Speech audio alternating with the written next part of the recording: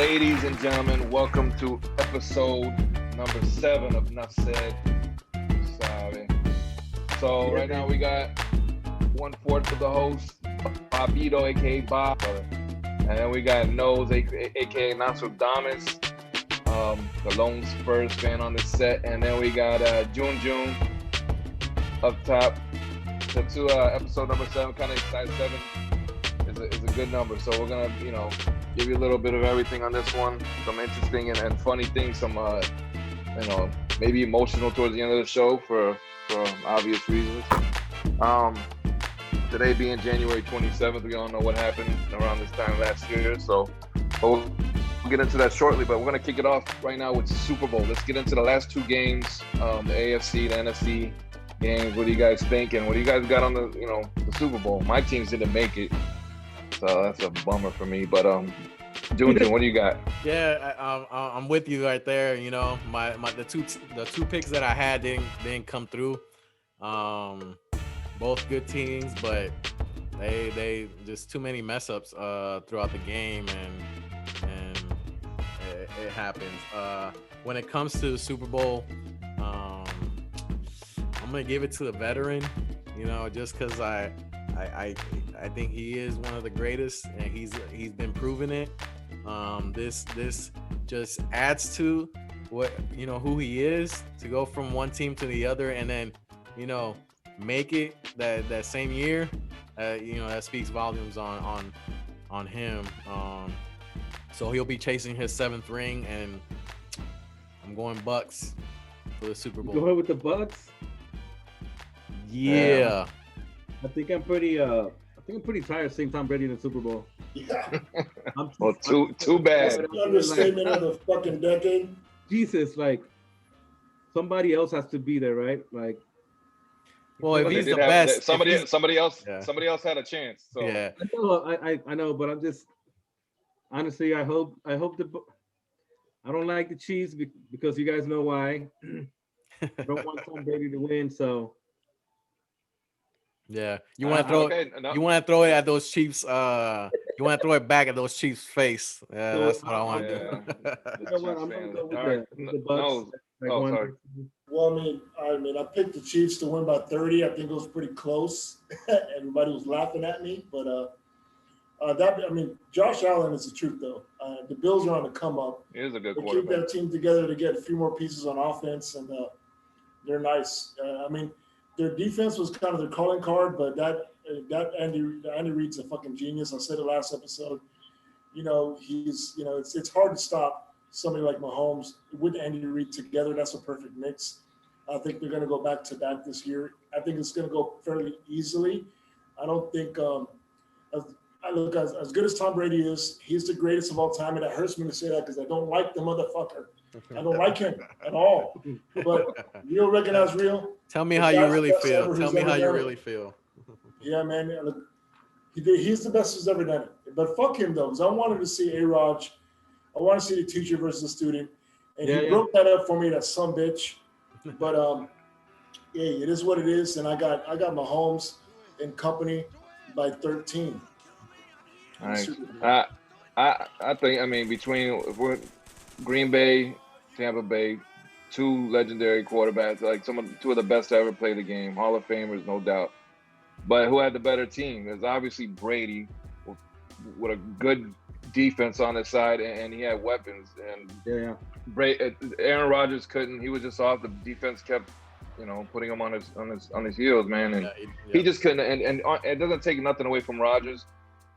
Rodgers is still, to me, the best in this area. Even though, I hate Brady because he always dominated our division. I'm a Jets fan, so I have my reasons. But I still think Brady's one of the best to ever play. Don't get me wrong, but Rodgers he couldn't get it done by himself, and Brady had all the weapons in the world, including defense. So, but as far as the Bills and Chiefs, hey man, the Chiefs had the momentum. Even when Mahomes went out, the backup quarterback came in, and the momentum carried on with him, and they just kicked ass. There was no way they were going to lose that game.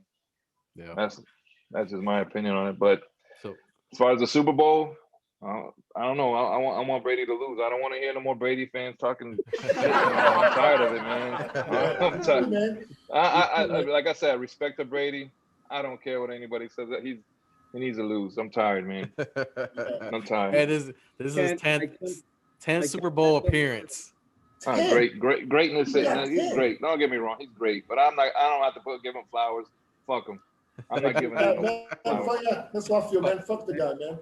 Fuck the guy. I wanted to see fucking the Packers and the fucking Chiefs, man. I did. At the beginning of the year, I said it. I was like, man, I will fucking pull out the lube and I will sit there and just stroke myself. Whoa. Those two played football against each other, and he broke that up for me. For all the kids out there, it's not what it sounds like. It's exactly what it sounds like. Exactly what it sounds like.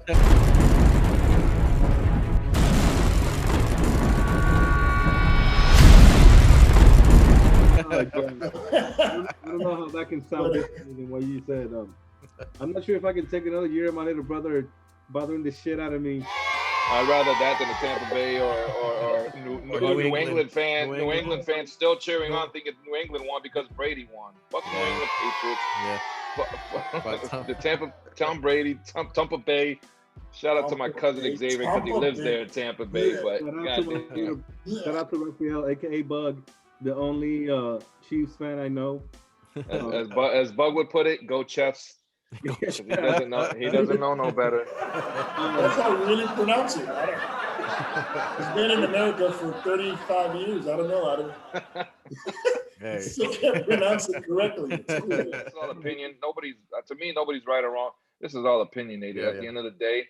And everybody's going to put Tom Brady at the top of the list. In my opinion, if you want to go greatest of all time, to me, it's Joe Montana. That's just my opinion.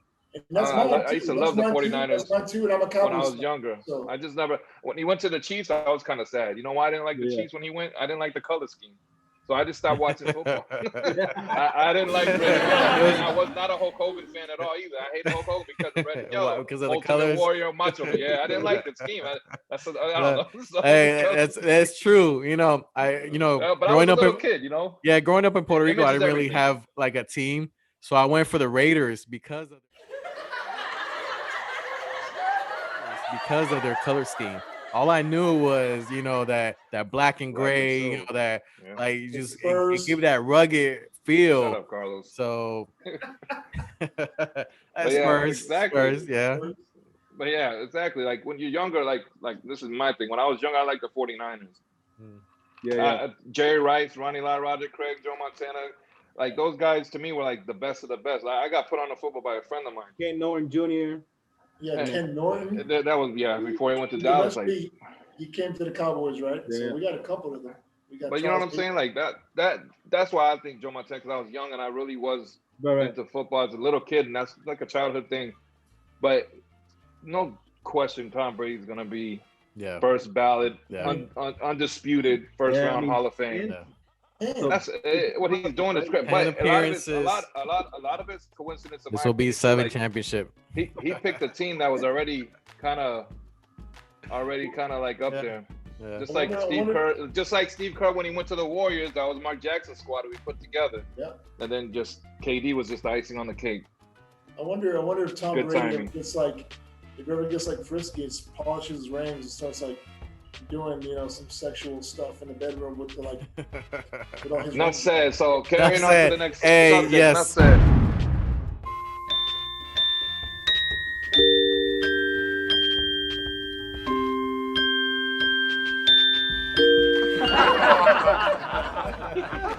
So y'all know the young lion versus the old lion. Who do you like? That's gonna comment down below. Let us know. Hey, before we who your vote is. Let us know who your pick is for the Super Bowl. Who your GOAT is. Who you think is better than Brady? If anybody you think is better than Brady. Shout out to Tom Brady. Who won his 5th championship ring this past weekend. Oh yeah. Who? Shout out to your son. Shout out to your son, Josh, man. Yes, sir. Shout out, Josh. From what we can see, he's a beast, man. Keep it going, man. He's a baller. Yeah, you're a great soccer mom, soccer dad. Soccer dad.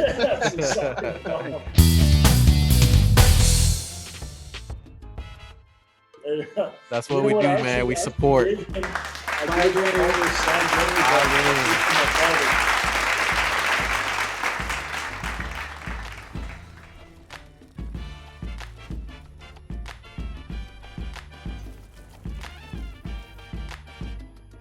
UFC 257. Conor McGregor, who I had picked, man, he got chopped down like a big redwood tree, man. Like he just and he got slept on. He got slept, man. And he. I'm gonna pose. What was the issue? What do you think it was? Yeah, exactly right. That's the exact post. Just like this picture like this picture you're about to see. I think overall he wasn't ready. He wasn't ready. I don't think he was prepared for this fight. I think he took the fight. And like I had mentioned before, you know, McGregor, I think he's a guy who's always ready, but I don't think he was ready for what Poirier came with. At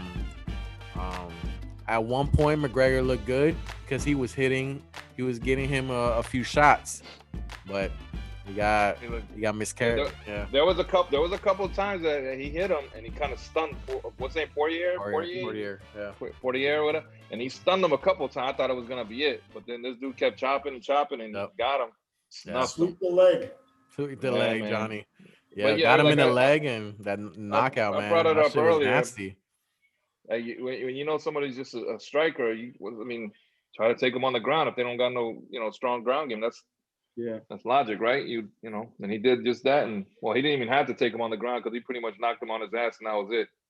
Yeah. But so that was a disappointment. You know, I don't see it as a disappointment. I mean, I don't. It was good for the fight. Yeah, it was. So that way, you kind of got what we didn't expect. We thought McGregor was gonna win, and we kind of got the opposite. Now they're talking about a third fight. Yeah. So we'll see. Hopefully, it happens within this year. I would like to see that. See if McGregor, steps up and he comes back to his old self. Because he was very humble. He's been very humble lately. Ever since Khabib. Yeah, it seems like a big change. A lot of respect, especially when the weigh-in. There was a lot of mutual respect there. There was no much of a trash talking like he usually does. And then at the end he gave him his props and stuff like that. That's what I have a problem. I love him being humble. I love humble people, like humble athletes. Just do what you do. You can be a beast at it. Just to me, be humble. But I think to sell it off, like talk that shit, even though at the end of the fight, then and you want to talk. But at the beginning, even though you guys know you don't mean it, but talk that shit. Just don't put hands on each other into the ring. You gotta understand that's what sells. That's what sells, man. Always stay humble. Yeah, humble is a big thing. Humble is a big thing. Stay humble, man. But we know. Let me get your opinion on this, Bobby. So, Conor's always been a cocky guy, the Muhammad Ali trash talker, right? And he didn't get it done. And he was very humble. We all like that, because we're human beings, right? We want to see that. We want to see the good side of humanity. But do you think him not being as aggressive vocally, do you think that took away from his aggression and from his desire to win the fight? You think maybe that cost him a little? I think that honestly, I'll be honest with you. I think that was one of the things that really got him ready for fights. The trash talking and the shit talking. Yeah, because he hyped himself up. And this time he kind of. But what do you do to prep up? What is your preparation for anything? You psych yourself, you hype yourself up, and if you change it up, it might not, the ending is probably not going to be the same. If you change something up, you change a routine that you've been doing and it's always worked for you. All of a sudden, last minute you want to change it. It might not work. Now you got to go back to the drawing board. You might want to be that aggressive guy. You might not mean it because we know you're good now, and you're probably in a better place mentally. But at the end of the fight, just give him a handshake, hug. Yeah, at this point, he's an exhibition fighter. People are going to pay to see him just because of the name. And so he'll get a few more paychecks before he, ultimately calls it quit. So it'd be nice to see him fight in MMA, like consistently, maybe 3 times a year. You probably won't see. Yeah, exactly. You probably won't see that until there's some cash on. Somebody in the boxing world changed the whole perspective on all fighting. all fights in UFC and boxing. You mentioned And now boxing. it's because I think Mayweather changed the whole game. Oh, Made yeah, everything yeah. about money. That's my point. So McGregor's not going to fight. Whoever you want to see fight 3-4 times a year, it's not going to happen. The person's not going to be there. Yeah, he held fights just for the money. I think he's adopting the same, exactly. They know what they're doing. Yeah. And he's real quick. It's good for him because I think those fights in between help him get ready.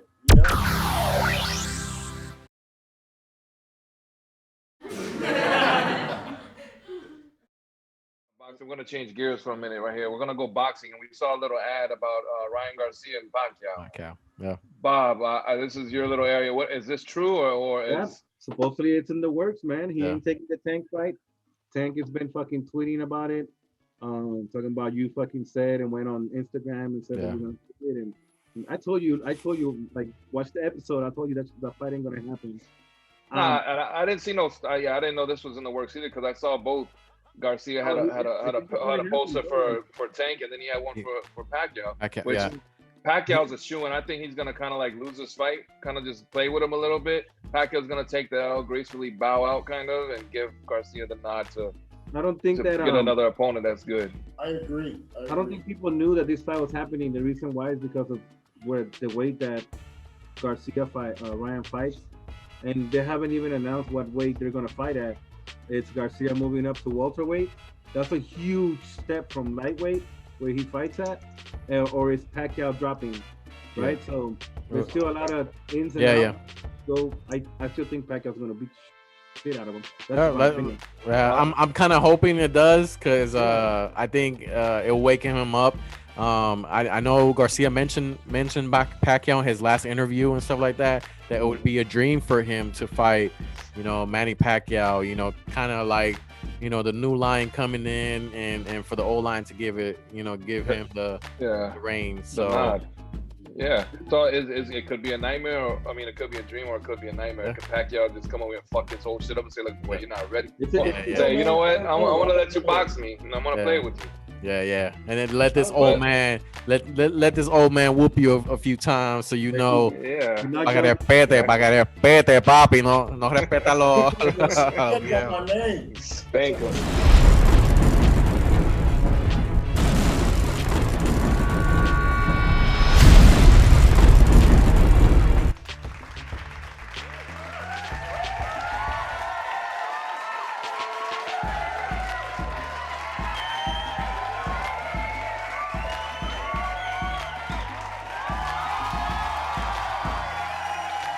All right, so moving on in other news, internet altercations over here. So we got a lady from Cajamen, Mexico. Her name is Leonora something, who she stabbed a man multiple times.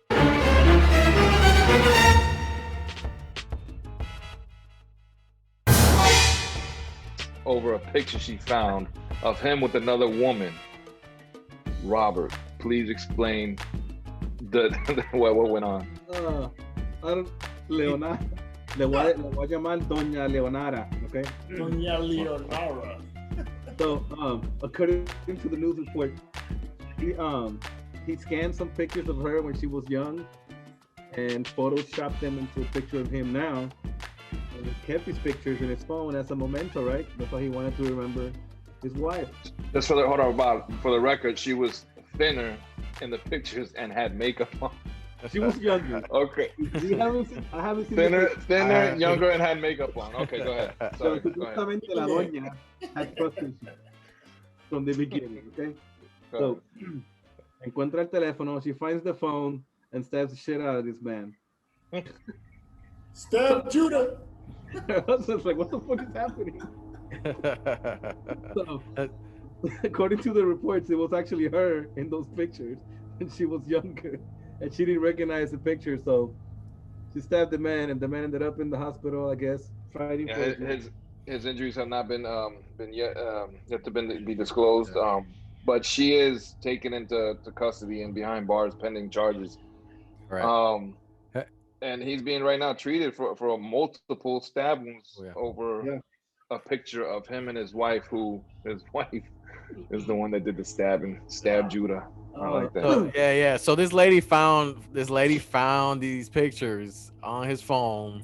Thought it was some other lady or some other young chick, when it actually happened to be her, her younger version.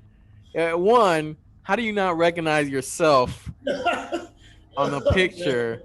Two, the dude, why was he photoshopping? Yeah, dog.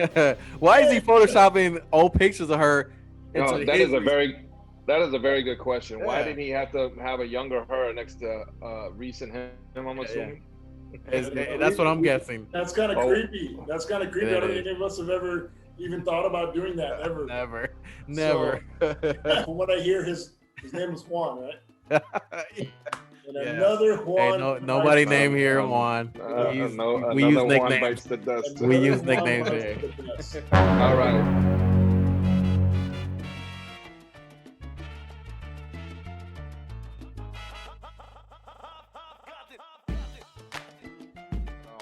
So moving on, more uplifting topic. Let's talk about gender reveals. Now, I think they're kind of overrated. I mean, if you think they're over or underrated, please let us know. I mean, I want to know what you guys think too. I think it's like, I mean, boy or girl, what the fuck? Are you gonna be mad if it's either or, even if you weren't expecting it? I mean, who cares, right? The gender reveal thing I mean, some of them are kind of like a little out there. Some of them. Is it just a party? I mean, is it an excuse to get together? I think it's another reason for us adults to get drunk. Yes. So I thought I was gonna say we're so used to, and we're so used to like parties and doing that stuff. I think it's an excuse for other people to kind of get into that tradition of gender reveals, when we've been doing it for years. You know, that we party on that day of the baby shower or whatever. But I think it's also, you know, we're moving on to the era of everything is for likes, everything is for amusement. So, you know, people try to outdo other people. It was like, now you see this type of gender reveal. It used to be just the balloon, then the cake, and now we're the going basketballs into and rocket ships and pyrotechnics and fucking wigs and all sorts of people got hurt, right? I think somebody died, right? It's like not too long ago, like at the gender reveal.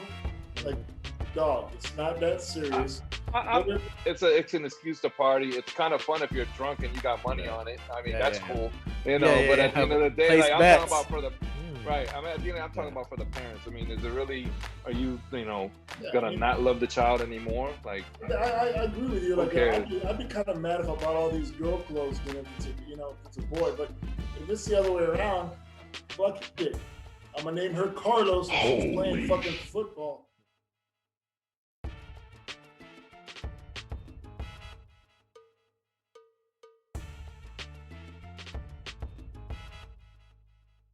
Something was going on with the vaccine. Yeah. So real quick, I guess we can discuss the whole vaccine situation. We saw some articles or some videos earlier about vaccines and then how Speaking hard. of babies, let's jump into vaccine talk. So for some people, how hard it's been to find a vaccine. People waiting hours in line to get the vaccine, and then in other places, people just run into a situation where there's extra vaccines and people are they happen to just jump into the line. It's like, hey, you know, we have an extra vaccine, what you want to get it? And they're like, yeah, sure, you know, I was here for something else, but since you're giving the vaccines, you go ahead and let me get this vaccine real quick.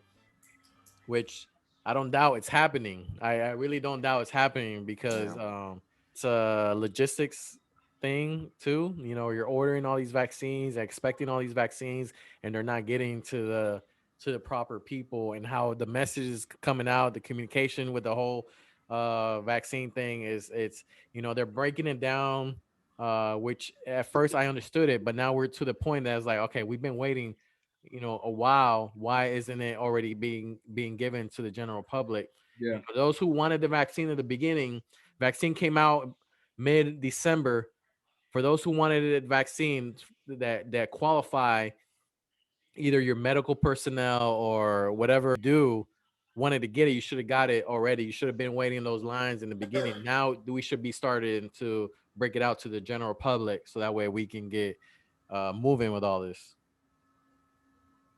How Yeah, much? what's really concerning to me was that now they're distributing to the older folks, 65 and up, right? And there's people literally like 75-year-old elderly people, like for days waiting in their car to get this vaccine.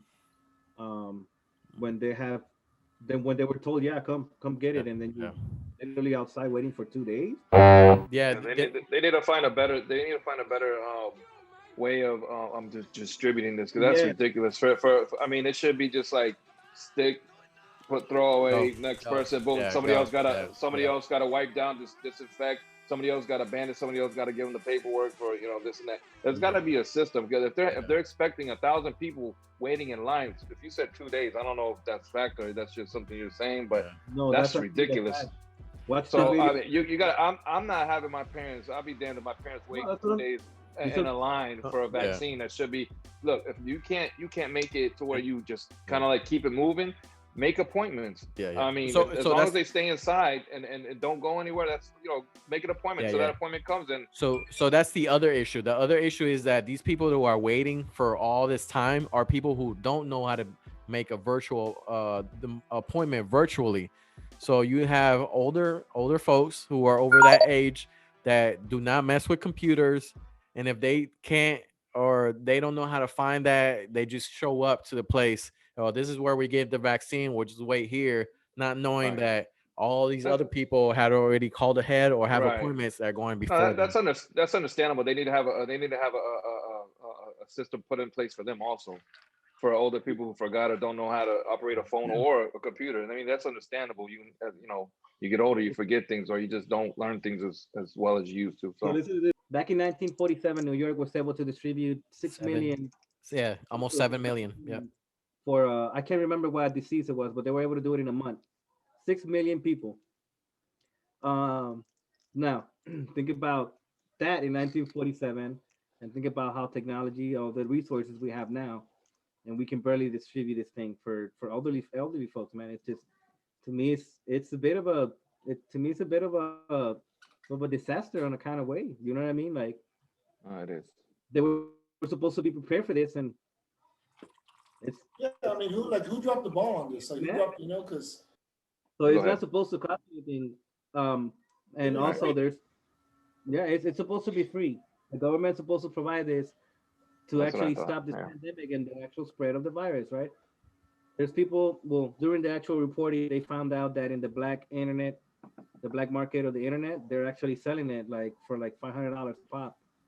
People are offering doctors $25,000 for them to be able to get it when they're to get jump the line. You know what I mean? So Yeah, from And I over think- from other different countries, right? Yeah. yeah, there was also ladies, these two ladies that recorded themselves from Argentina, Venezuela, somewhere like that, that flew to Argentina. Florida and actually got it and left. Yeah. They flew in. They flew into the country. They paid whatever money it was to get the vaccine. They got the vaccine and headed back to their country. So meaning that we're allowing folks that are not even from the United States to get the vaccine prior to.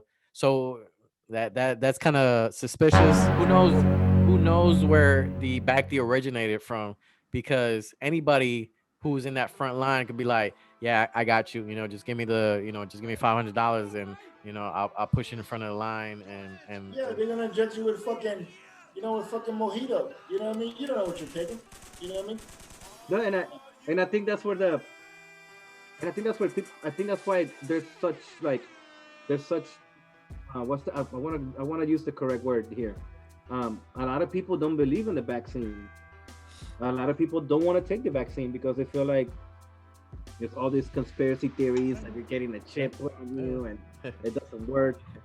this is hey, Nah, I hey, mean, this is the chip right here. This is the chip that we yeah. have. I don't think it's like. What I want to say, what happens to that is that, the states are getting a certain amount of vaccines. They have to use the vaccine by a certain amount of time, right? So if you have 30,000 vaccines and you're expecting 30,000 people to take it, but only 20,000 of those people actually took it because the other 10,000 were like, nah, you know what? I decided not to. What's happening with the other 10,000 vaccines? You know what I mean? They're getting thrown away. So they gotta be used in a certain amount of time. Used right? within There's shelf life on. There's shelf life on it. And there's a bunch of there is conspiracy theorists. I think they're getting a chip or whatever. But I think what people are concerned about is the timing that this vaccine and how quick it came out to cure such a so-called deadly disease or virus or whatever it is. I think that's the real big issue. Is the timing. It's not the vaccine itself. Yeah. It's supposedly they want you to take this vaccine. They're putting the pressure on people to take this vaccine. But it came out in like less than like a year. Yeah. Well, I mean so that's what I think people have a problem with. Okay. There's a lot of money invested in it, bro. Like you have to understand when I understand that. Like when there's urgency and the urgency's there, people are gonna. They got the best scientists, best people to do this. You know what I'm saying? So well, I'm sure they do. I'm not knocking that at all. I'm just saying that's what people I think, in my opinion, are more concerned about is the timing of the cure, well, not the cure, but the vaccine to help. Yeah. Go ahead, fight it. Yeah, and exactly. So nobody's confused, and I'm gonna go ahead and put this out there. So nobody's confused. This is not gonna cure COVID-19. Yeah, right. You could still get COVID-19. The only thing that is, it's gonna help you battle. The symptoms are not gonna be as bad if you do get it. You know, it's not an end all of COVID-19. Right. You can still get COVID-19. Yeah. Exactly. I.e. flu shot. You can still get it, but you won't get it as bad as to the point that for those who originally got it, will feel like they're gonna. How long has it been, Juan, since you took it? A couple weeks already? Yeah, I took my second dose like two weeks ago, something like that. 3 weeks ago, yeah. How you feel? Like you haven't grown like any extra genitals? I'll let you. If I grow any extra genitals, I'll let you know. So you can have some. So you can have some. Enough for the vaccine. No fuimos. Again, leave your comments down below. We're gonna take a break and we'll be right back. We're gonna talk some music and we're gonna talk about the new album from Anuel. And you don't need two dicks. That Ozuna character. Bruh. Said Carlos, not said mute this guy. Yeah.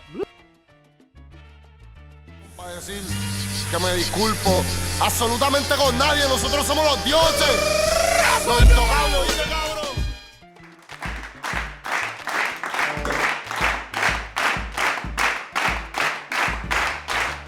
Ladies and gentlemen, welcome back. Now the next topic we're gonna get into is some music. So for your reggaeton artists, fans, I should say, not artists, but if you are an artist or an aspiring artist to be, put the link down below, whatever you want, and we'll check it out. So, all right, getting into the next subject, we're gonna talk about a reggaeton album that just hit. It's Anuel and Ozuna's new album.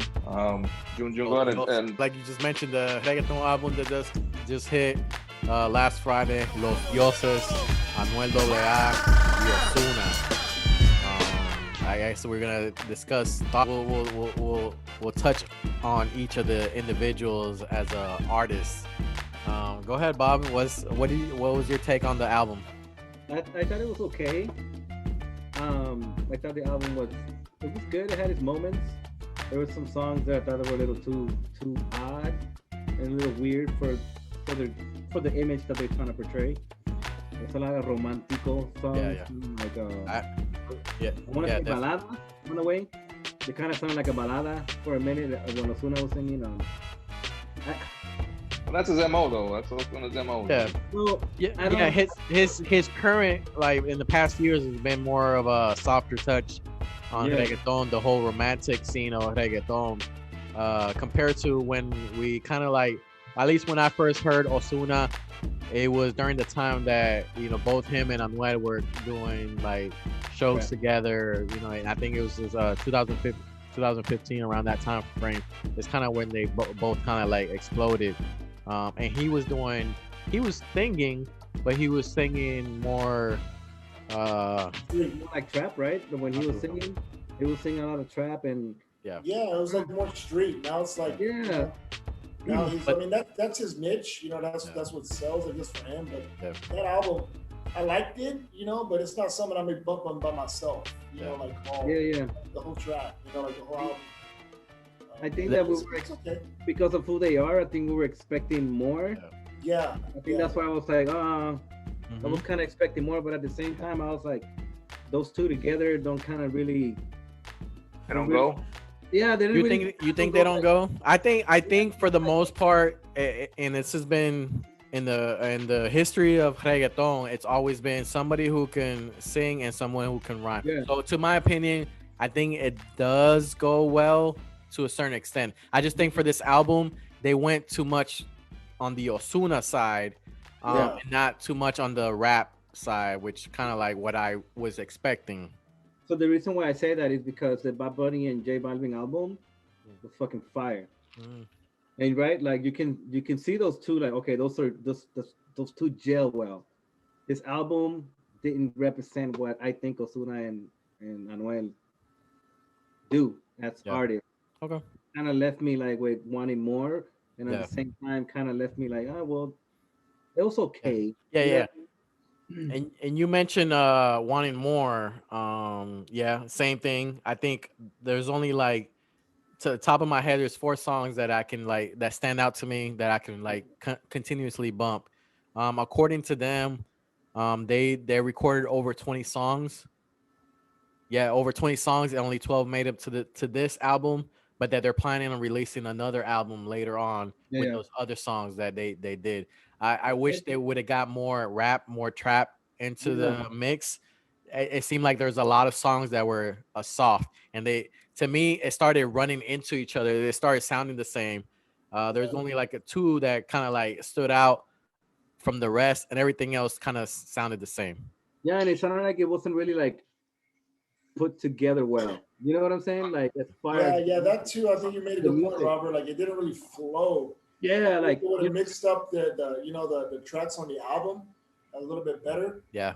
But some of them was like it was redundant. Like some of the songs were exactly the same. Yeah. They were like back to back. Yeah, and that's a great point, Nose. They should have done 1 and 1. Like they should have done like a soft and then like maybe mix it up.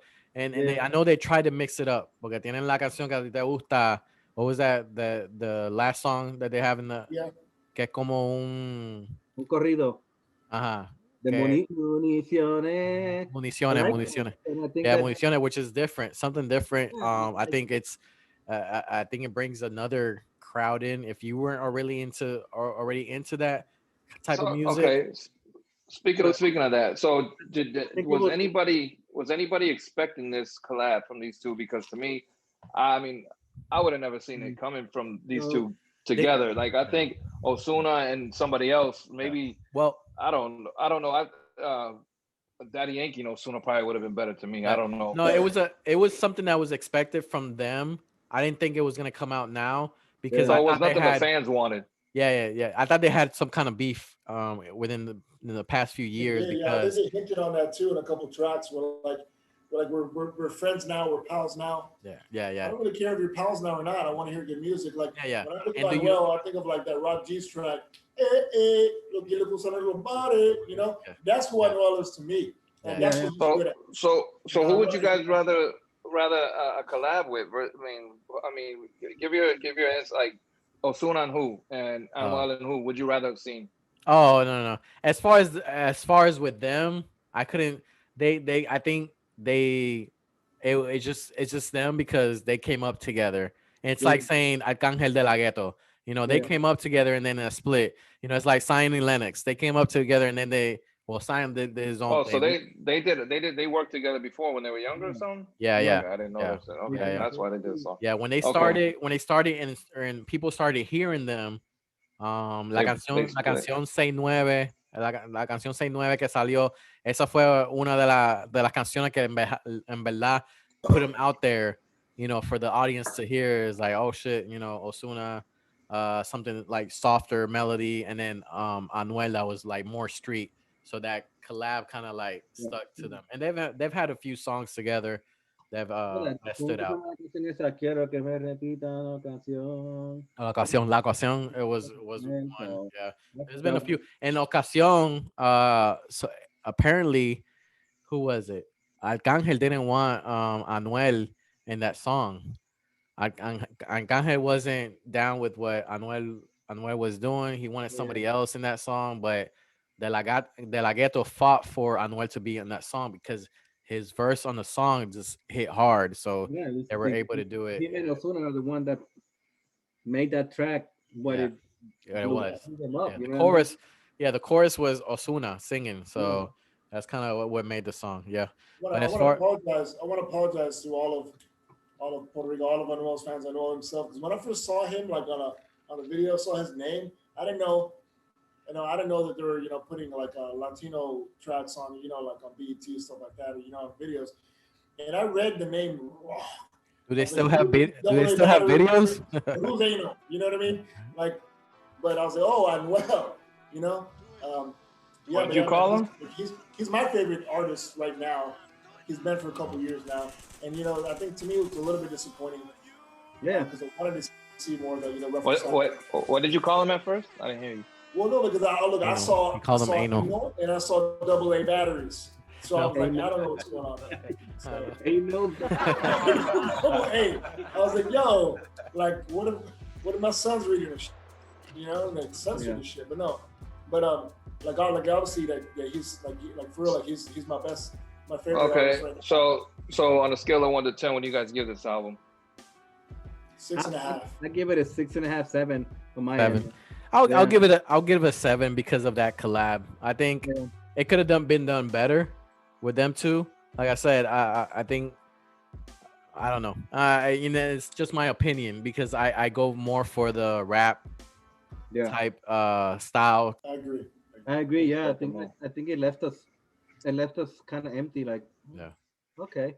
And you honestly, if it was just a reggaeton and trap album, I think that would have been okay. I didn't really feel the whole canciones románticas que hicieron que como que son muchas como te dije, like I told you guys, it's more like como una balada con piano and a lot of piano and singing behind the piano. It was just a little too odd for me. Yeah, because it's kind of double A batteries. It's disappointing when you're expecting something and it's something totally the opposite. Yeah, there's plenty of albums that I've heard of just like that. It's like, damn, what the fuck, man. And it's okay to okay, this collab was 7. So who? Let's just say, figuratively speaking, who would you rather see with Ozuna in a collab album, and who would you rather see with what like coming out right now? I think Bad Bunny and Ozuna for a whole album's got to be sick. And Bad Bunny he's already kind of out there, or even he harmonizes a lot already. His voice is like a lot deeper. You know what I mean? It'll offset Ozuna's high pitch. Ozuna. How does it go? How does that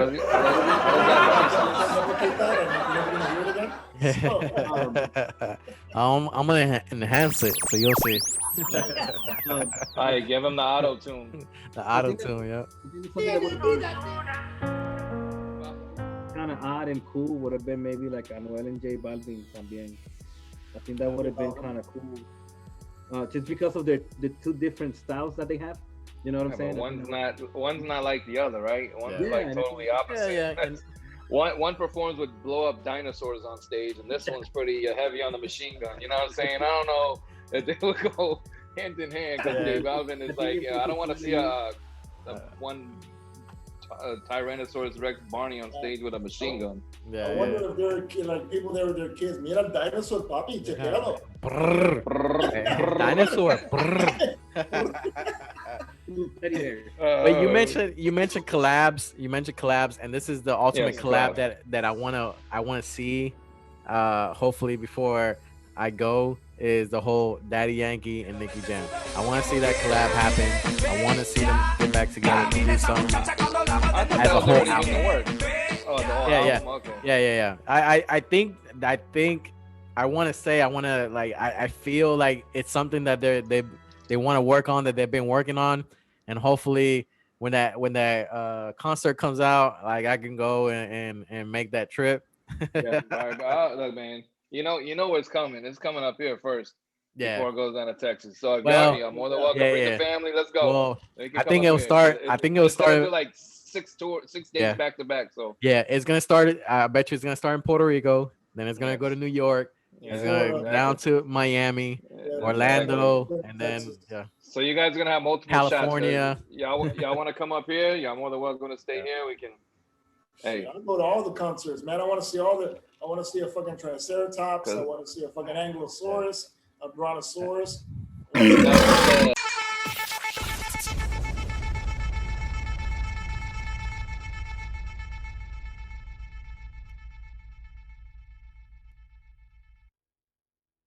Stick with the music on here, but we're gonna go hip hop, and we're gonna go with Fat Joe. The reason why Fat Joe is because he just came out with a new song. I believe it's called Sunshine. Yeah. So I mean, if you haven't heard it, check it out. Very good vibe to the song. It's got Rihanna on there. It's got Diddy. It's 2021. Time to bring the light in. Sunshine's in there, man. Cool and Dre, man. Cool and Dre. It's a good feel good album. Yeah. Not saying it's the greatest album on earth, but it's one of the best I heard in a while. Yeah, and this year. This year. I'm a fan. I mean, in the last probably like 6-7 months, there hasn't been too much out there really for me. But coming out right now, the time we need a good song like that, man, and just laid back, chill vibe. And I'm a Fat Joe fan. What do you guys think about the song, real quick, and then we'll get into something else I want to talk about Fat Joe. Yeah, so I've always been a big fan, but like you said, it's a feel good song and a feel good. Like if you see the video and that introduction of the video, it just puts you in that mindset, like yo, we made it. This is what it looks like. This and that. Not everybody's gonna get to that point, but to kind of like see that collab, with Fat Joe and Diddy and Rihanna and everybody else who's there, is this it brings a nice light to hip hop and what it stands for. We needed a music change, man. Like all this rapping where you have to go and literally like look for the lyrics to understand. Tired of it. So that was good. I like it. I think it's a really good joint. I think it's it's a really good track. I like it. Been vibing to it for the past 2 days. So nice. Nose, what you got? What you think? It's a dope track. I mean, I think when the Dark Side came out about 9 years ago, Volume 1, I bumped that motherfucker for years. I mean, I still hit it from, I just pressed play. And that was like him reinventing himself all over again. And for him to kind of, this is kind of like a swan song for him. He's more a businessman now. He's not really an artist. He kind of always has been more of a businessman than an artist. I know. And I was like, damn, this dude's dope. But he wasn't a lyrical guy. He wasn't a punchline guy. He wasn't a metaphor assembly. He was just a real just a street guy. And for him, being from my culture, I was like, fuck yeah, this dude's dope. And to have DJ Premier Town, by the way, that was dope. But DJ Premier still, to me, is one of my favorite, if not, one of the best producers of all time, in my opinion. But Joey means something to me, man. I know bringing out Pun helped his career a lot, but I think he would have found other ways to do it without Pun. And I think vice versa. I think Pun is so gifted that it didn't matter who he had with him. You know what I mean? Like Pun did things with his tongue, that nobody has really done up until that point. That's what she said. Pause. That's what she said. Yeah. The one. So, all right. Speaking of Pun, so Pun came out on Joe's Jealous One's Envy album. That was his second album, I believe, and Flo Joe was his first one. You're talking about Joey, right? Not Pun. Yeah. So I mean, Pun, like you said, Pun helped his career out a lot. That's what I wanted to get into also. But I don't think, even without Pun, I think Joe would have been Fat Joe regardless. But Pun, I mean, and Fat Joe helped Big Pun out in his career just as much. But I mean, Fat Joe is just lyrically, like you said, the Dark Side. When he released Dark Side, I mean, holy shit, that was some like lyrical manifestation.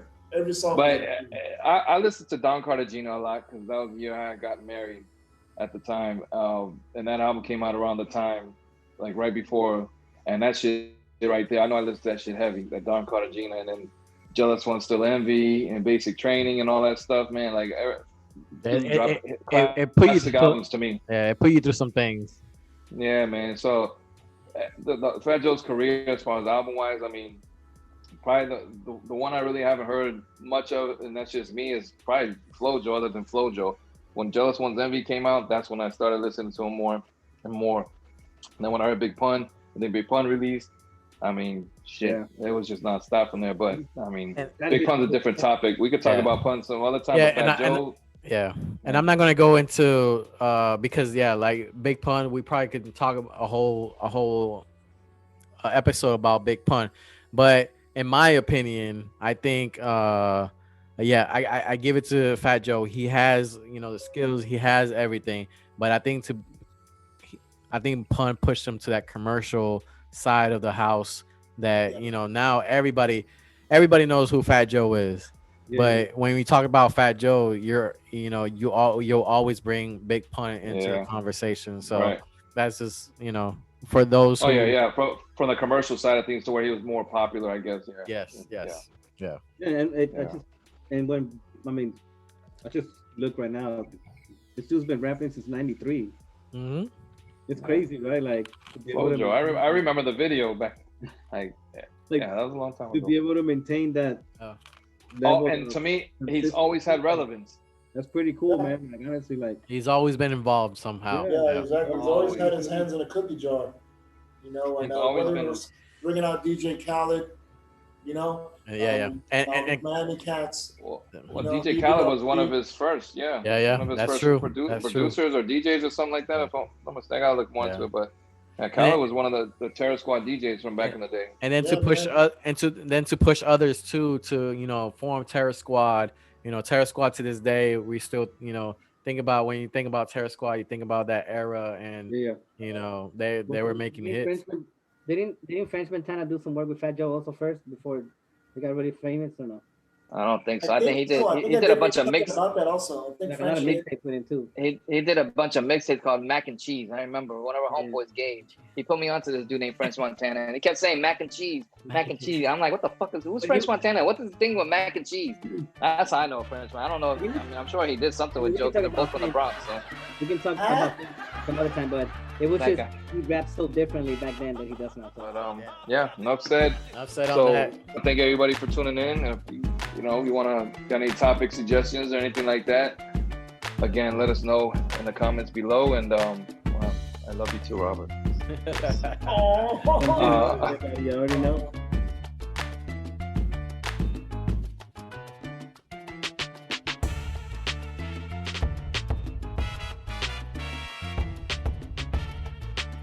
Growing up in Italy, when I first moved over there, it was, I didn't speak Italian. I didn't have any friends. I had the game of basketball, and through sport and playing soccer, I was able to make friends and build connections. But it was a lot of time spent alone. And when I came back to the States, I wasn't the most athletic kid. I couldn't compete with these kids. They're doing windmills and dunking backwards, and I'm happy to tap the backboard, So I had to look at it from a long term, because I wasn't going to give up on the game. So I had to say, okay, this year I'm going to get better at that. Next year, this. And then so forth and so on. And then patiently I was able to catch them. It's the consistency of the work. Monday, get better. Tuesday, get better. Wednesday, get better, right? And you do that over a period of time, not like 1 month or 2 months. I mean, it's 3, 4, 5, 6, 7, 8, 9, 10 years. And then you get to where you want to go. Obsessiveness just comes from something that you love. Like, you really love it. You'll go through fire for it. You'll go through the ups and downs with it, and you'll just keep at it because you love it so much. You make game-winning shots, and it's awesome. You come back the next day and miss a game-winning shot, and it's misery.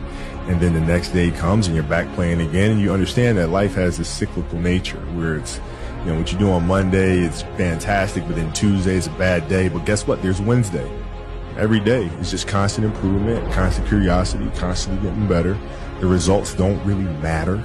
Look at how do you deal with the inner challenges, the kind of the self-negotiation that takes place inside of our own heads. You start talking to yourself saying, man, my knee is really sore right now. Maybe I'm doing too much. And that's, you just got to say, you know what? I'm not negotiating with myself. The deal was already made. When I set out at the beginning of the summer and said, this is the training plan I'm doing, I signed that contract with myself. I'm doing it. A lot of times I've seen players, even myself, when I was younger, being consumed by a particular fear, and to the point where you're saying, okay, nah, it's not good to feel fear. I shouldn't be nervous in the situation. Like, nah, and it does nothing but grow. Emotions come and go. The important thing is to accept them all, to embrace them all, and then you can choose to do with them what you want versus being controlled by emotion. Don't hide from it. You got to be able to look at it and deal with it head on. Madison Square Garden lit up in the Lakers uniform colors, purple and gold, to honor Kobe Bryant. Bryant and his 13-year-old daughter, Gianna, and 7 others. It's okay to fail because you're going to be loved no matter what. And that doesn't just mean basketball. It means anything in life.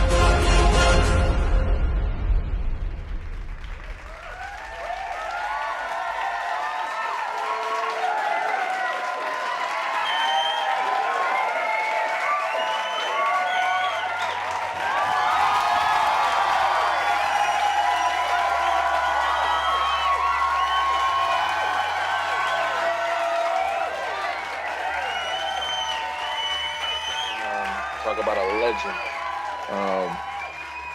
a basketball player that just, you know, he broke records and did his own thing. Was an all-star, superstar, whatever you want to call him. That was anything that could relate to great. He was it in the 20 years he played, man. And this guy, man, he's Kobe Bryant, man. Born in 1978, Philadelphia, PA. Went to Italy for years, returned back to PA and Philly to play some high school ball. Got drafted out of high school, straight into the pros by Charlotte.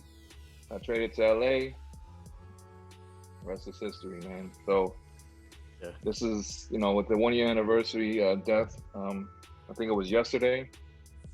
Yeah, for us, it was yesterday. Yeah. I think it was when I heard the news, man, I really felt sad. I started reaching out to people that I haven't talked to in a while. I don't know why, but it hurt in a different way. And I don't know Kobe for nothing, you know what I'm saying? But I mean, watching him for years and doing what he did and the way he passed is like very shocking. And I don't know, man, it hit me in a different way, man. It opened my eyes to a lot of things, you know, and that's just my experience with it. I mean, what do you guys? I mean, yeah, so I'm gonna have Bob go last because I know, you know, near and dear to especially to his heart.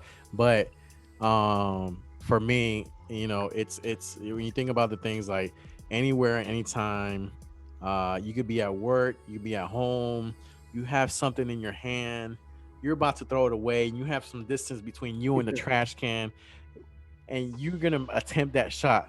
What is the name that you yell out his name when you throw that shot? What is that name as you're shooting it? What does that name do to you? So that, to me, that name brings a lot of confidence, you know, and that's what he represented. It gets you closer to that, what he always discussed, Mamba mentality. You know, it's a set of mind. You know, number 8, number 24, he is a legend. 20 years in the NBA with the same team. Got drafted by Charlotte, if I'm not mistaken, and came over to the Lakers for a few trades and stuff like that. But man, you just gotta listen. Like, to this day, you listen to some of his interviews and when he discussed, you know, it's all about that Mamba mentality. The beginning of his career, I saw, you know, I hated that comparison with Jordan and stuff like that. I always, you know, I always hated that, and I thought he was arrogant. You know, I have to say that. You know, I didn't like him in the beginning and stuff like that, but I came to respect him, you know, overall, especially at the end, and how he was with his daughters. Yeah, it's you know, like, you know, when I heard the news, you know, and I'm a resident Spurs fan. You know, I know everybody on the roster dating back to the 60s, and I was born in 1980. So, like, and you know, the battles we had with him, He was a little arrogant at the beginning, in my opinion. I didn't like the Jordan comparison. To me, there's nothing like Michael until he was like Michael. And I think when he went to what happened in Colorado really humbled him, and you saw a change in him. You know, not just basketball wise, but as a man. And it trickled off the court. And a lot of people saw this, knew this about him. People close to him did. There's certain a lot of players. If you talk to Timmy about him, and I think Timmy was a coach on the sideline when the news broke out, and the emotionless Tim Duncan just like he was gone. He just had to leave, and that's what he meant to the league. And I think Juan hit it right on the nail. When you shoot that, when you shoot that shot, when you yell Kobe, that's a mentality. That is. We all want to have that in ourselves. We all want to teach our sons or daughters what it is to be beyond perfect. Nobody's going to be perfect, but you still got to work no matter what you do. And I think he embodied that on and off the court, and he's one of the greatest players I've ever seen. Yeah. I think skill-wise, if you want to go skill for skill, he might be even better than Jordan. We can debate all day who's better as one-on-one, who's going to win that. But like to me, Kobe was my era. Don't go there, Carlos. Yeah. Don't go there. Watch your mouth. Yeah, love Kobe, but no. Yeah. And going back to what you mentioned, big Spurs fan. Most of our lives we spent here in San Antonio, so I became a big fan of the big three, and I think that's why I kind of hate it, but I loved his game. I hated him because of the whole Lakers and Spurs rival, because it was Kobe, at the end always versus us. But just his game, and not gonna compare him against Michael. I think we mentioned it offline. Every time a new generation comes in, they'll do things like the past generation, but they'll improve it somehow. And yes, there was a lot of things of Kobe that you saw that Michael did in the past, but I have to say that Michael Jordan is Michael Jordan, and Kobe is Kobe. Bob. Yeah, I think that I just think that how tragic it was and how unexpected it was. That's what really hit people the hardest. To me, because I have been watching him since like '97, and been a huge fan of his since the get-go. Mm-hmm. It caught me by surprise, because it was just kind of like, oh, it just happened, like, and you're like, oh shit, like, and I think the way that it happened with the people that he was with and what he was doing in that helicopter trying to help somebody else, you know what I mean, like. Yeah. And like you said, that the mentality that he had, a lot of players right now talk about his work ethic. Like he outworked everybody else, and that's what he preached. I just feel like he was such a monumental figure for basketball. We all love Jordan. I think that Michael Jordan transcended the game. We'll go back and forth about who's better, who's not. I feel like Jordan was one, and in my eyes, Kobe was two, and I can flip those anytime. So yeah, it's tragic. It's super sad, especially on how close he was to his kids. Yeah. And what he was trying to do off the court too. Like he was trying to put the WNBA on the map. Yeah. I think he had so much left in him for basketball. Period. Like, you know what I mean? And a very influential person for a lot of people. Really sad, and we're always going to remember that. Yeah. That day, no matter what, because we grew up watching him, just as we watched Jordan as well, right? Yeah. I think Robert, I know you watched that Tony Parker documentary, and he pushed back that release date for a long time, and the reason is because Kobe is all over it. So he didn't want to release it shortly after his death because he didn't want to think people are going to be profiting, or he's profiting from the name. But yeah, Kobe's all over it. Those who are Kobe fans out there, watch the documentary. I don't care if you like the Spurs or not. He's all over it. And even watching that, it's like, it's tough. It's tough talking about it. Yeah, it is. And I remember the day, like you brought up, I remember the day it happened. Actually, me and your brother were on our way to Houston. We're on our way to the Royal Rumble, last year's Royal Rumble, when you I know, couldn't believe kind it, of, bro. I was like, yeah, we saw it. We saw it on TMZ, and I'm like, mm, man, TMZ. That, I was kind of iffy about the news, but we kind of like pulled over to the side, and we started looking and stuff like that. And when it happened, it was like, man, holy like shit. it's like one of those things I can't, like, it's not real. It's not real. Yeah. You want to That think it's yeah, not real. that's like I had just moved here to Jersey at that time, and I was that day I had just bought tickets to see the Knicks and Nets in Madison Square Garden. I got the news. I'm like, somebody. I was texting somebody from Texas, and I think it was Pete, man. And I know they're like, oh, I think Kobe died. I was like, nah, that shit would have been all over the news. Yeah. Slowly but surely, the timelines on Instagram, Twitter, and everything started filling. The timeline started flooding on the news, and finally popped up. Man, I'm like, damn. They were talking about canceling the game. I'm like, damn, I just bought. I was psyched to go to the damn Knicks and Nets game, Madison Square Garden. And then like, got news that they weren't gonna cancel it, but they lit up Madison Square Garden purple and yellow. Yeah. Purple and gold, I should say. And then they did the whole court, everything. They did a tribute, and it was very sad. I went to see the game, and it was like, damn, this is like really real. Like it hit like a different way, and that's when I started thinking like, damn, this is reality. I don't know, like I don't know for you guys, but my emotion, like I've never like, I mean, maybe when Michael Jordan passed, I might feel the same way, but this is something like these two players right here, like Michael Jordan and Kobe, to me, because they're like one and the same to me. Yeah. I agree. It's like this shit hit me so damn hard. It was like unbelievable how much of an effect his death had.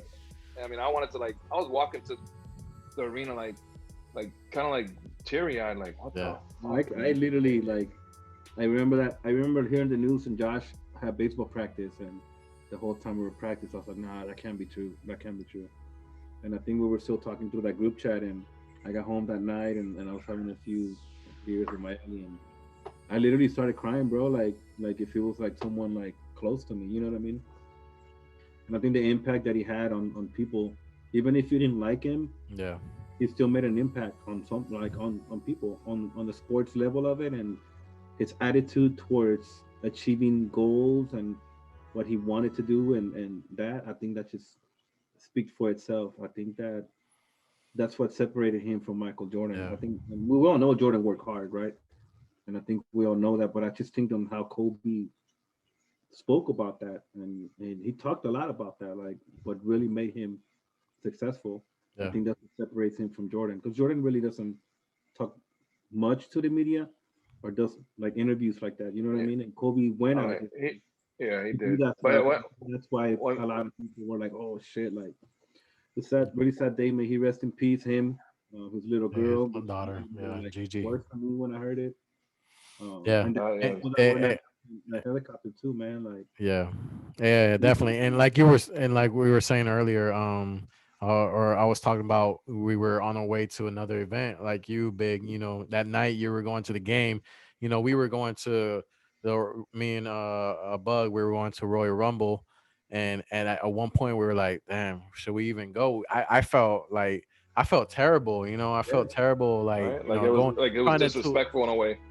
Trying to enjoy my day, even though I don't know, I never knew Kobe, personally, but it's the the impact that he had in our lives. When we got there, when we were walking around before the event actually started, people started chanting,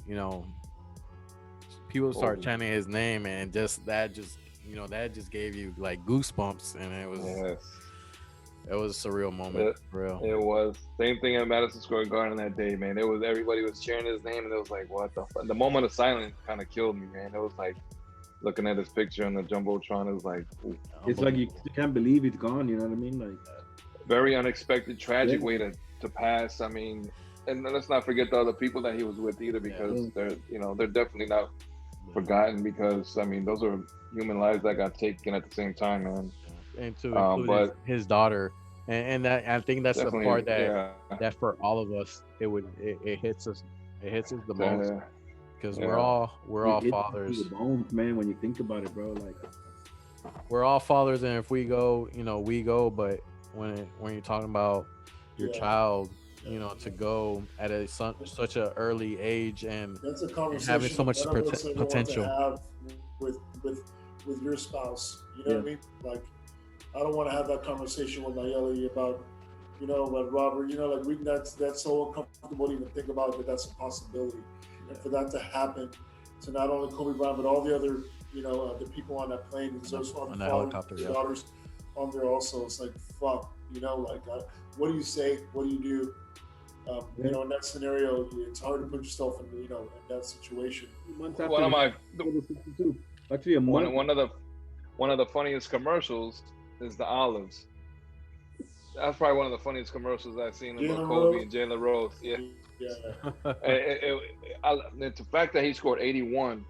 I mean, Toronto wasn't all that back then, but still scored 81 points in the game back then. I mean, even that's now, still an accomplishment. He actually scored more on Morris Peterson than he did on Jalen Rose, but Jalen Rose, I guess, was the starter that day. Well, Jalen Rose was probably the star of the team on that time. So just to piggyback up for that, Biggie.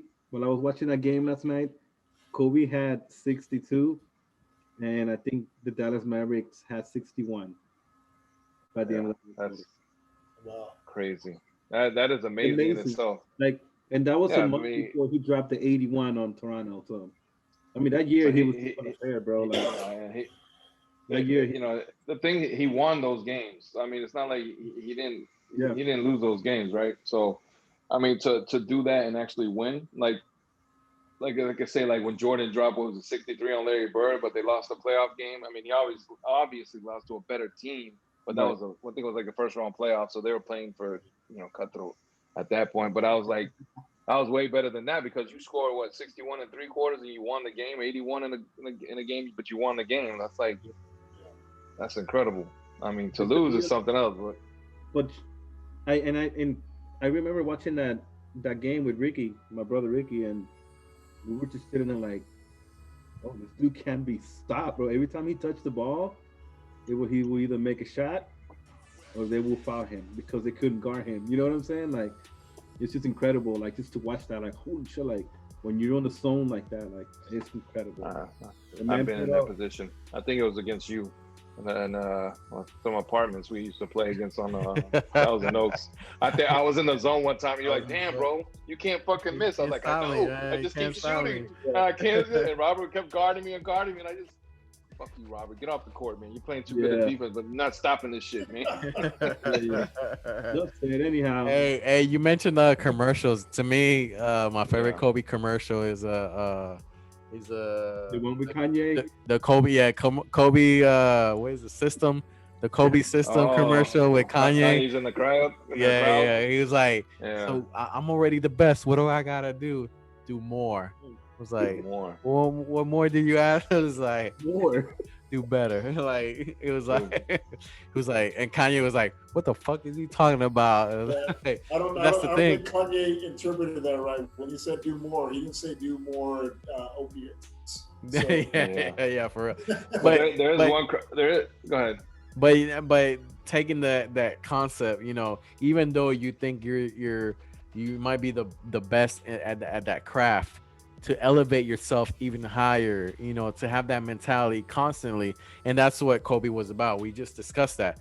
Kobe was about that. No matter, he might have been the best in the game at the time, but he stayed back, doing what was it the free throws or the three I was something that he would stay. That. Yeah, he would just stay back hours just shooting. When everybody went home, even when LeBron came in the league and was dominating at such a probably more had more of an impact at an early age than Kobe did. LeBron came in with dominance, but he never let that take it away from him. Like, no, he still did his fucking thing, and I think two more after that against LeBron, right? I mean, motherfucker play with a broken finger, man. He with a broken finger, broken elbow, broken wrist, like everything. It's incredible to know how he played that game, bro. Like, and how much it meant to him, right? Like, when you hear him speak or you hear other players talk about stories about him, Rachel Nichols put something on her Instagram the other day, and I can't remember who it was, but there was a player that came into the league. Draymond Green said, I remember playing against him the first time, and he was practicing 4 hours before the game, for 4 hours. And I'm just saying, when it comes to Kobe, when they say he was in there 4 hours before the game for 4 hours, that's the reason why he's probably the best. Yeah, and he would. And there was somebody else that also said that after the game, right? He would shoot around for another 2 hours, and then during the USA basketball team, LeBron and Dwayne were making fun of him because they were like, "Oh, we're gonna get up at 7 o'clock to go work out." 7. So up at 4. So they went to go eat dinner or breakfast, and then they were like, "Yo, they found Kobe already sweating and all that, waiting for them." And they said that he had already started working out at 5 early 4 in the morning. So, yeah, man, that's what you got to do. I mean, if you want it, you're gonna find some way to get it, and you're gonna work hard at it. But that trickles down to the rest of the team too, like it sets a precedent, it sets a standard. Like, hey, if I'm out here doing this and I'm 38, you know what? Yeah, because a lot of people don't have that mindset. Like we talked about earlier. Somebody brought up earlier the Mamba mentality was he's gonna work hard and he's gonna put in the extra hour. Literally, like people always talk about put in an hour. And look, an hour before the game is not putting in. You're just warming up at that point, barely. To do 3-4 hours before the game or even after the game. If I'll put it to you this way, if we're playing basketball and I beat you 1-on-1, for instance, whatever, and I come back 3 hours later, you're still shooting, practicing because I'm gonna look at you different. I'm like, damn, you don't like losing. Like he's really he might get me next time. Like, I need to step my game up. Like that's some dedication. You look at all the greats. They all did pretty much something similar. All of them. It's not common either. Yeah, and I think there was another story that I want to share. When Kobe first played against Jordan, the reason why Jordan got so close with him, and I don't think people knew how close Jordan was to Kobe until he spoke at his funeral, right? Because he was like, "Yo, that was my little brother." People say that, or actually Steve Kerr said that the first time he played against Kobe was when he was with the Bulls. And he remembers watching Kobe play against Jordan, and the whole time Kobe was actually asking Jordan questions on how to improve his game. And he was from then on, I remember that. I knew this kid was gonna be something because everyone was always scared of Jordan. You know what I mean? Yeah. He wanted to know. He wanted, He wanted to be known, and everybody knows, right? He wanted to be known. He wanted to be better than Jordan. That's what he wanted to learn. He wanted to learn from the best, and the best was Jordan. As he was coming in, Jordan was on his way out, so he got what he could from him, while he was still in the game. And I think we can easily understand that because that's something that we all had in common. Growing up, we were always in the courts, and I think somebody mentioned before, basketball is a type of fraternity that. If you played it and you played it often at one point in your life, you're gonna meet a lot of people who were, in that group. And I think to this point, we have a lot of friends that were within that group that we still keep in touch with because, like any other sport, I can imagine, basketball to us was a fraternity, and that's why we can understand, the concept and what Kobe meant, and bringing that into real life. Look, man, we all real quick, man. We all wore basketball shorts under our baggy ass pants, and we were ready to ball at any given moment. With an extra t-shirt, and I don't know if they do that because the pants are too tight these days. Maybe they carry it in their purse, but we wore that shit on. We wore basketball underwear, basketball shorts, pants, and he said, "You want a ball? You want a hoop? Hold on." That was our thing. We used to ball back in the day, and we had our own. Man, let's go to Lawns Creek. Let's go to the Waters. Let's go. Not the what was the Not the Woods. Waters. The Woods. The Woods. The Woods. I mean, Yeah. we hit up all parts Let's of go. town. We hit up NBA players at Home Court America. Yeah. We didn't care. I don't care if I get beat. We went to I just Randolph. wanna- Randolph and Port Sam was my favorite. I remember we Yes. beat a Judson varsity team, Oh yeah. and we pissed them. I think I ended the game with a Yeah, 3-pointer we that was so smoked them, high bro. and came off the backboard. It hurt their feelings. Heard that And that was feeling. for game. I just remember walking out talking shit to you. It was probably like 6'5", 6'6". I'm over here 5'9". I was talking shit.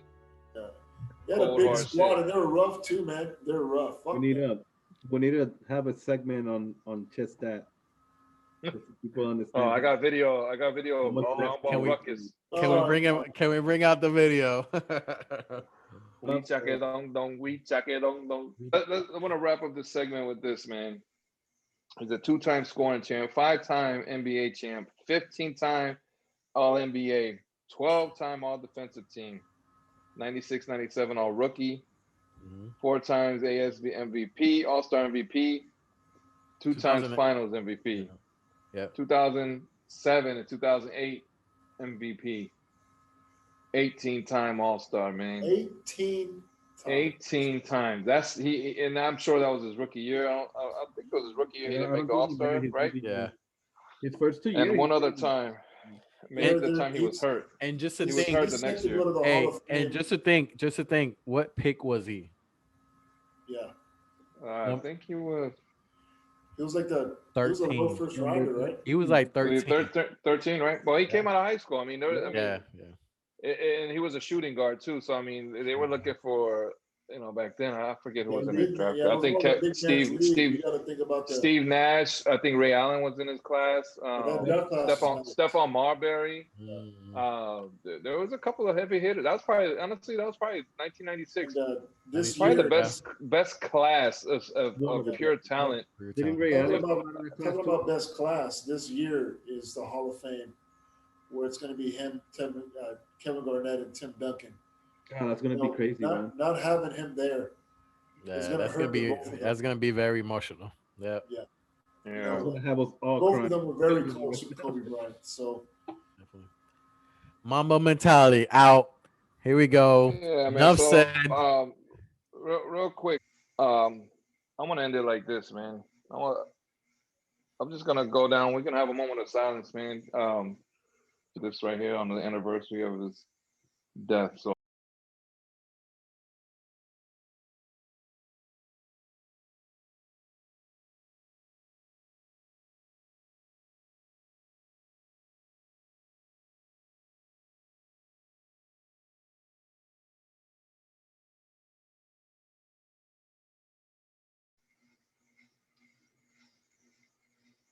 Enough said. Enough said. Saludo, mi gente. Make sure y'all keep it up. Make sure y'all subscribe. Tell your friends. Share the videos.